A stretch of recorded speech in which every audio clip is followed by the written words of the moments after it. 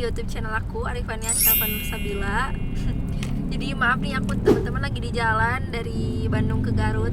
Ya aku gabut aja gitu kalau misalnya sendirian nyetir, gak ada temen gitu ya. Jadi aku mutusin buat bikin video sambil jalan, sambil ngisi waktu luang juga karena ini sedikit macet.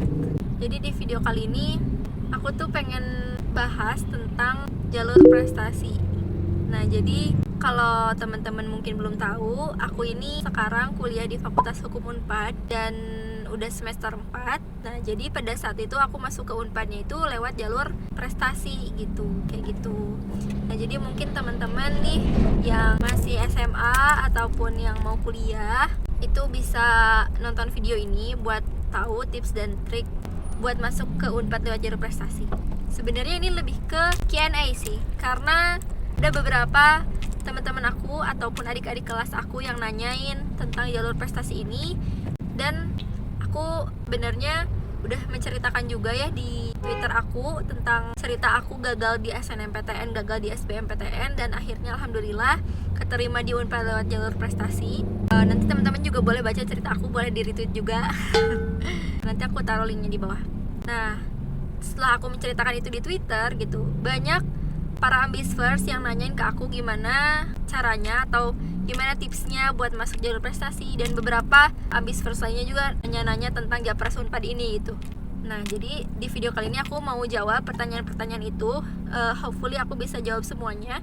Gak semuanya sih, mungkin sebagian dulu ya, karena aku nggak bisa lihat juga pertanyaan-pertanyaan apa aja. Tapi semoga bisa mewakili pertanyaan-pertanyaan kalian, dan kalau misalnya ada pertanyaan kalian yang belum bisa dijawab, mungkin kalian bisa DM aku ataupun kalian bisa sampai di kolom komentar. Nanti insya Allah aku baca dan insya Allah aku bisa jawab gitu. Jadi di Twitter itu aku dapat banget banyak DM yang masuk dari ambisverse. Katanya mereka nanya, Kak, kalau misalnya masuk jalur prestasi Unpad itu bayar uang pangkal nggak ya? aku mau jawab nih guys. Jadi pada saat angkatan aku dan setahu aku angkatan selanjutnya pun kayak gitu. Kita yang masuk jalur prestasi ke Universitas Pajajaran itu nggak usah bayar uang pangkal. Artinya kita bebas uang pangkal gitu ya. Kita nggak harus bayar uang bangunan gitu kalau misalnya ada istilah lainnya. Nah, jadi kan uang pangkal itu besar banget ya guys, setahu aku. Itu tergantung dari jurusannya masing-masing. Jadi di Unpad tuh kayak gitu kan. Setahu aku kalau nggak salah fakultas kedokteran itu 250 juta. Terus fakultas hukum itu 55 juta setahu aku ya. Terus ada lagi, pokoknya sekitar puluh juta lah. Curhat ya. Ya aduh, sorry ya ini agak kurang bagus jalannya. Nah, jadi alhamdulillah banget gitu aku masuk jalur prestasi Unpad pada saat itu nggak harus bayar uang pangkal. Nah, tapi ada satu hal yang mungkin perlu digarisbawahi ya teman-teman. Jadi meskipun kita bebas uang pangkal, tapi nantinya pada saat kuliah itu kita akan dapat UKT yang tertinggi, otomatis yang tertinggi. Kayak misalnya aku di Fakultas Hukum, UKT yang tertingginya tuh adalah 6 juta. Nah, aku sebagai mahasiswa yang lolos ke FH Unpad lewat Japres, aku berkewajiban gitu untuk membayar UKT dan otomatis dapat UKT yang tertinggi gitu, kayak gitu. Nah, tapi setahu aku kalau misalnya di Unpad itu kita bisa banding UKT. Jadi kayak mungkin kalau misalnya teman-teman ada kendala ekonomi, nah teman-teman bisa banding gitu ke pihak rektorat. Duh, belibet banget. ke pihak rektorat buat mengurangi nominal UKT teman-teman kayak gitu. Nah, terus pertanyaan yang kedua, Kak, kira-kira bisa nggak ya kalau misalnya aku daftar ke jurusan kedokteran misalnya, tapi prestasi aku tuh di bidang lain, bukan di bidang kedokteran ataupun bukan di bidang saintek misalnya.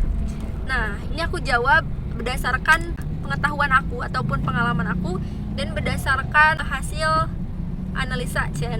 Berdasarkan hasil analisa aku di teman-teman lain yang udah dapet Japres juga gitu ya sama kayak aku.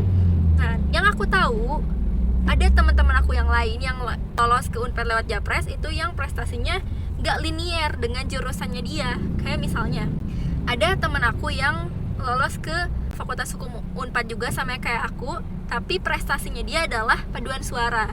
Nah, artinya apa? Artinya Unpad tuh ternyata menghargai gitu ya, menghargai prestasi apapun yang kita punya. Jadi teman-teman tuh jangan kayak pesimis dulu nih, kayak teman-teman kan pengennya ke jurusan ini tapi punya prestasi misalnya di bidang lain. Nah, kalau menurut aku teman-teman coba aja dulu, karena buat apa ada kesempatan kalau nggak dicoba gitu ya kayak gitu.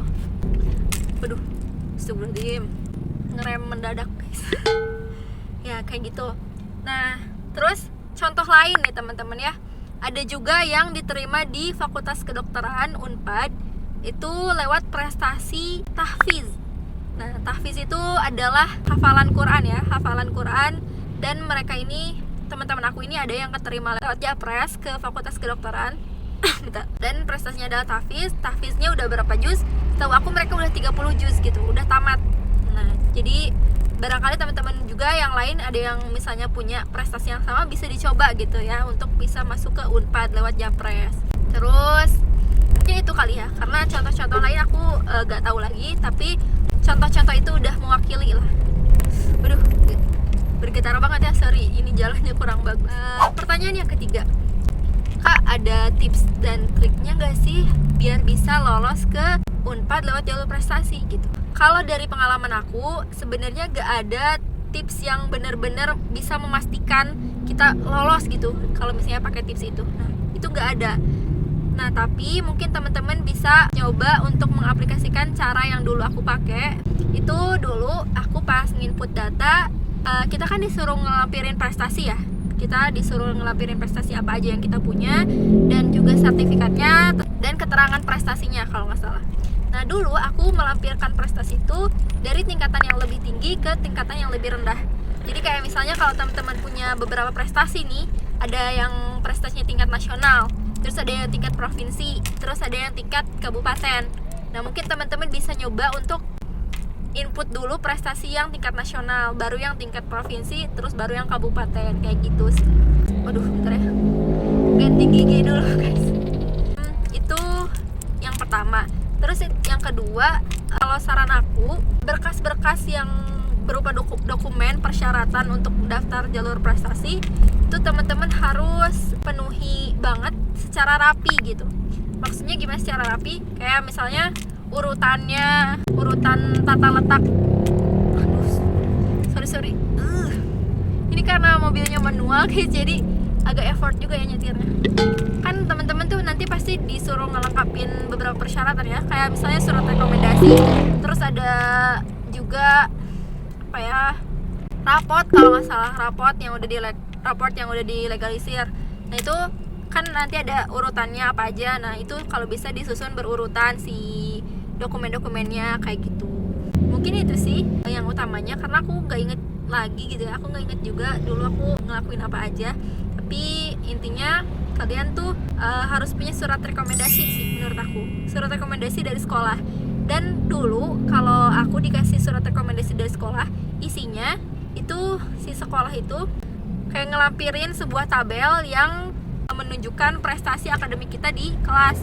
Kayak aku tuh ranking berapa di kelas pada saat semester 1 sampai semester 5.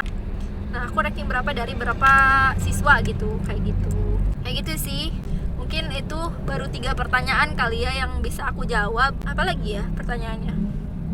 Mungkin itu sih 3 pertanyaan utama yang bisa aku jawab. Semoga aja pertanyaan-pertanyaan itu mewakili pertanyaan kalian juga yang pengen kalian tanyain. Kalau misalnya ada yang belum terjawab, mungkin kalian bisa komen di kolom komentar di bawah. Terus kalian juga bisa sharing-sharing ke kita semua tentang pengalaman kalian gitu ya. Kalau misalnya kalian sekarang udah keterima di perguruan tinggi apa dan dengan jalur masuk apa, kalian bisa sharing-sharing juga. Jadi nanti kita bisa belajar bareng. Mungkin segitu dulu nih teman-teman. Karena udah dekat juga sih mau nyampe dari Bandung ke Garut nih guys. Aduh, gila ya, sendirian, gak ada teman, makanya aku bikin video ini. Ya, semoga videonya juga bermanfaat buat kalian, dan pesan aku buat kalian, tetap semangat buat yang mau kuliah, dan semoga teman-teman bisa dapat hasil yang terbaik, bisa masuk ke perguruan tinggi yang diinginkan, dan semoga apapun nanti yang teman-teman terima itu adalah yang terbaik dari Allah Subhanahu wa Ta'ala. Mungkin sekian dari aku. Kalau misalnya ada salah-salah kata ataupun videonya kurang proper, maaf juga ya guys, karena ini aku pengen sharing dan aku juga masih pemula sebagai seorang YouTuber. Kalau misalnya teman-teman ada juga yang masih pemula, boleh kita mutualan bareng. Jangan lupa untuk like, comment, dan subscribe video ini. Like, comment, dan subscribe YouTube channel aku maksudnya. Dan boleh teman-teman juga boleh share ke teman-teman yang lain. Teman-teman dari teman-teman yang lain gitu ya. Nantilah ya. Mungkin sekian dulu dari aku. Mohon maaf apabila ada kesalahan. Wabillahi taufiq wal hidayah. Wassalamualaikum warahmatullahi wabarakatuh. Dadah.